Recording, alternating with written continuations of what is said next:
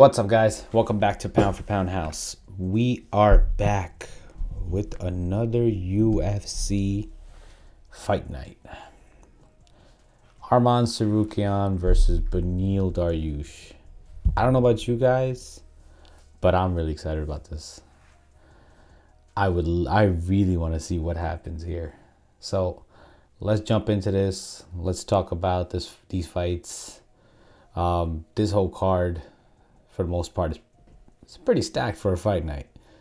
But I'm gonna talk about a few of these fights, and yeah, let's jump into it. All right, let's jump into this. So, Saturday, December 2nd, Beneil Dariush, Arman Tsarukyan, Dan Hooker versus Bobby Green, Rob Font versus Davison Figueiredo, and Sean Brady versus Kelvin Gastelum. So these are the four fights that I'm going to talk about, at least the ones that I'm most interested in, at least. But some honorable mentions, I feel like Khalil Roundtree and Azamat Murzakanov. Hope I said that right. And then, the OG Clay Guida. And obviously, Misha Tate. I didn't even see that. Wow. That's going to be interesting. We'll leave that for another time. But yeah, let's get into it. So, Sean Brady. He's been an interesting player in the division. I mean, he had his loss recently. His last loss was against Bilal Muhammad. And we haven't seen him since then, actually. And I want to say that was a while ago, too. Yeah, that was last year in Abu Dhabi, which is, interesting. I think he was dealing with some, injuries. His fights kept falling apart. It didn't work out for him. There was a lot of, issues with going on. And, yeah, it just didn't work out for him. So now he's got in. I think I heard him saying, it was an interview that he was saying that he's hoping that, Kelvin Gastelum makes the weight, because this is a welterweight fight. And usually Kelvin Gastelum is in a middleweight division. So it's going to be interesting to see what happens with that. Hopefully he does make weight, because this is going to be a banger-ass fight.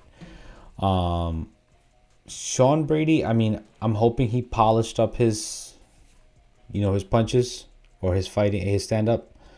Hoping he's really worked on that, which I'm more than sure he probably did. At least he should, especially after the loss from Bilal. With Kelvin, a vet, he's fought to the best of the best. Bisping, Adesanya, Robert Whittaker. Last fight, I believe, was Chris Curtis, which he won. Looked pretty damn good in. But it's going to be interesting, man. Kelvin Gastelum has one of the best chins out there. We know this. But it's going to be very interesting to see how his chin holds up at 170. This is a welterweight fight, not a middleweight. Let's just see how he holds up. I don't know if Sean's going to bring that type of punching power for him to be concerned. Maybe he has improved. We'll see. But in this fight, Gastelum's got to worry about the ground game. So he's got to really be careful on that and see, because Brady's going to go for the wrestling. That's his go-to. So we'll see how that plays out. I'm excited for it. If I had to put my money on it, if I had to go with one, I'm going to say Gastelum, the vet. We haven't seen Brady since Bilal, and he lost that by TKO. Could have been, area, the arena, the crowd, whatever, under big lights, especially in a enemy territory crowd. But it could have been that. It could have been that. We don't know. But this time he might come back and show us something different. Who knows? But if I had to go with somebody, I'm gonna go with Gaslam. I still think Gaslam takes this. He's a vet. From time and time again, he's shown why he is who he is. It's the Iron Chin guy. So could take a punch and give one. So yeah, Gaslam it is. There's no odds on these guys right now, but I would want to say it's Gaslam. All right, Rob Font versus Davison Figueiredo. All right, so this is Figueiredo's first fight at bantamweight. So this is going to be interesting with him. It's going to be, I want to see how he does at this bantamweight level. He's coming up weight, I'm assuming he's going to be much stronger. He has had a lot of time to prepare for this. All right, yeah, January 21st was his last fight with Brendan Moreno, which he lost. And, basically almost 11 months, right? So 11 months almost to prepare for, or, to bulk up to get to bantamweight, which I think he's a heavy guy anyway, so he kind of walks around. That weight's super easy for him. Rob Font, striker, crazy fight with Adrian Yanez last time. He TKO'd him. Another vet in the sport. He's fought some pretty big names. Marlon Moraes, and he's an exciting fighter. They're both exciting fighters. I think Davison Figueiredo might have the ground game advantage in this. But once again, we'll see how this kind of plays out. I mean, it can go either way.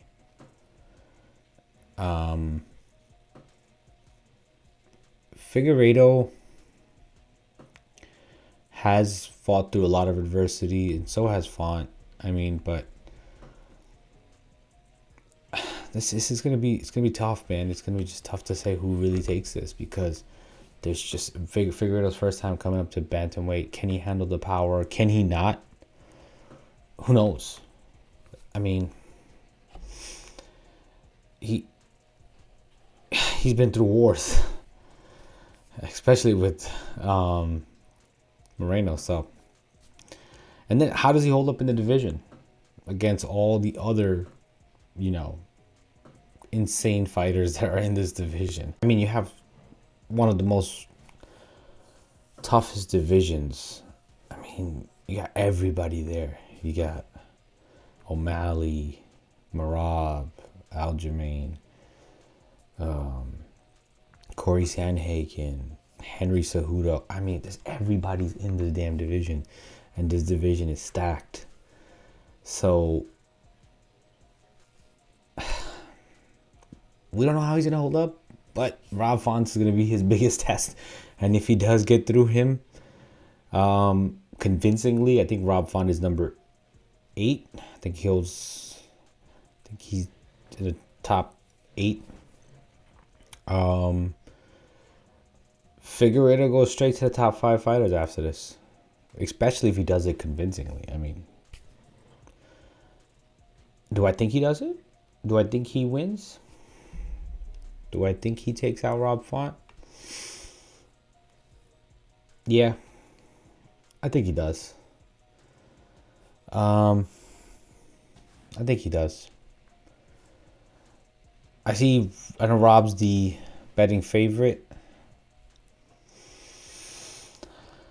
but Davison might come back with some new energy, man. You never know. He's excited to come back, new division, fresh blood. I don't know, but I think he might do it, even though he's the, underdog in this. But I think he takes it, man. I think he takes it. But yeah, that's my official pick. Davison Figueiredo. All right, moving on. Bobby Green and Dan Hooker. Man, this is gonna be an exciting ass fight. Uh, both good strikers, both amazing strikers. In fact, we got blonde hair Dan Hooker. It's like the new level, you know. He's the upgraded version. He's had an interesting run recently too. I mean, he had his last fight against Turner, which was like pretty close, and then he beat the other guy Puelas, which was like I think like a front kick to the liver, and that I think before that he lost. If I look back a little bit, oh yeah, he lost to Arnold Allen. And then after that, and before that, he lost to Makachev, and you know, so he's had an interesting run going on with him.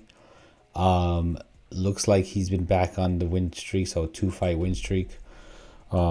Personally, I love Dan Hooker. Dan Hooker's a great fighter, man. Always so much fun to watch. In this case, he's the taller guy. He has the reach advantage. He also has the leg reach. So, I mean, it's going to be interesting to see how he takes on Bobby Green, who's been, you know, on a tear. Aside from Makachev, he pretty much beat everybody else that he's been fighting recently. Submissions, TKOs. He took out Drew Dober. He took Tony Ferguson. Submitted Tony Ferguson at that, you know? So, I don't know, man. King has been on a tear, man. He's gonna have to, you know. He's gonna. I think he's gonna come. I think he's gonna come out the same way he always comes out. He's gonna be striking, you know. He's gonna be doing his thing. I think this is gonna be just a barn burner ass fight. I think they're just gonna leave it all in the ring. They're just gonna swing out, fighting, and whoever gets put out first gets put out at this point. But it's just like there's not much you could say here. I mean, I don't really see this fight going to the ground. And I think most people would agree that this fight's probably not going to the ground. But, you know, Green has had some submissions. I don't know. I'm with the betting, you know, I'm with the odds on this one. I mean, Dan Hooker's the betting favorite, even though Green's been on a tear. But Dan Hooker's not like any other fighter that Green has fought. So I think Dan Hooker goes out there and they both just, you know, go swinging.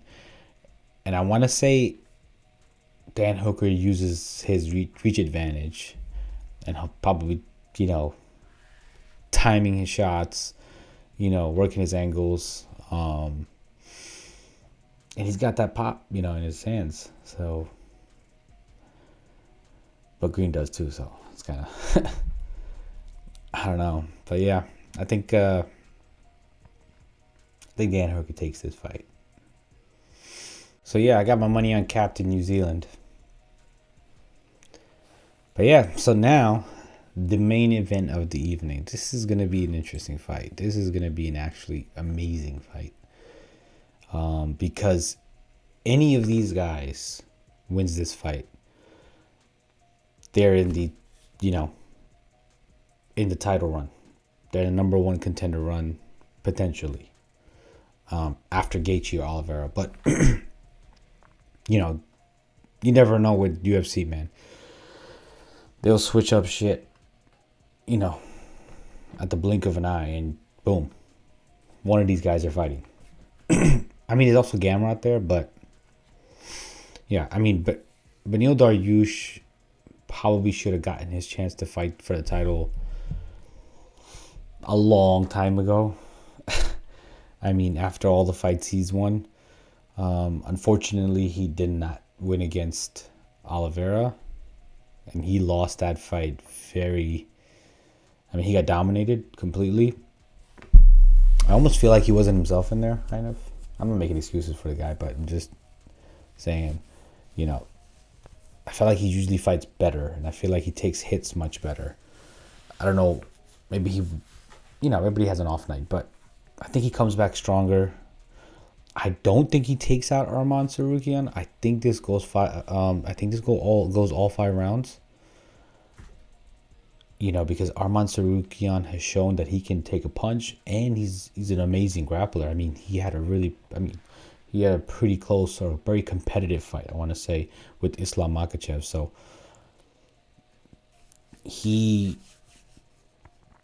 I don't think this doesn't like end early. I think this goes the distance. He's the betting favorite. Do I agree with that? Maybe not. I don't know if I agree with that. I think Beneil's a really good grappler himself, and he's shown that from time to time. He's also took out Gamrot, who's also beat Arman. But this might actually be a grappling match. There's a possibility, because I think Beneil comes in there striking at first, and then Arman kind of just goes for the takedown. I think that's how it's going to kind of play out. And then they're just going to continue with that. I think this goes for a grappling match. And I kind of feel like Beneil takes this. And I just feel like he's beaten someone that's beaten Arman. And I also feel like this, me personally, I feel like Beneil versus Islam would be a great match. Like, I just want to see that. So maybe I'm a little biased towards that too, that's why. But I would really like to see them fight. Like, it'd be cool. I don't know who wins in this case, but I would lean towards Beneil.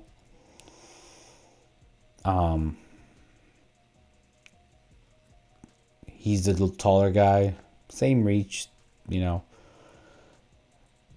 only thing is, the shorter guy typically is a little bit more harder to take down. So I think that it's going to be the case where Arman goes for the takedowns himself. So I don't know, but if one of these guys finish the other convincingly, I almost want to bet that these guys might end up in the title fight. Maybe. It's a possibility. And if it happens, you know who said it first? Me. And if it does go to a title fight, shit. That's going to be great to see either or. Arman, to see if he fought Islam a while back in 2019, so they both improved so much. So I would love to see what happens between them if they fought again. And then obviously Beneil, because we haven't seen anything between him and Islam ever, so we never seen a match between them two. So that would be interesting to see how that plays out. But like I said, I think I'd be a lot more interested in seeing Beneil versus Islam. But yeah, hey, if I'm going to pick somebody, I'm picking Beneil. I know he's not the betting favorite, but the odds ain't always right. So I think Beneil does this. I think Beneil gets done by a decision, not by a TKO or a submission. I think it gets done by a decision. But yeah. Yeah, so let me know what you guys think. Who do you guys pick to take this fight? And all the other fights that I was talking about. Leave in the comment sections below. Make sure to check out my last two videos about who's the pound for pound king. And, you know, this is going to be an amazing fight. Or this is going to be an amazing card. And I'm excited. I hope you guys are too. I'll see you guys in the next one. Hey guys, thanks for watching. Please don't forget to like this video. Also, if you're enjoying the content, please consider subscribing. And don't forget to hit the bell icon so you can see all the new videos I upload.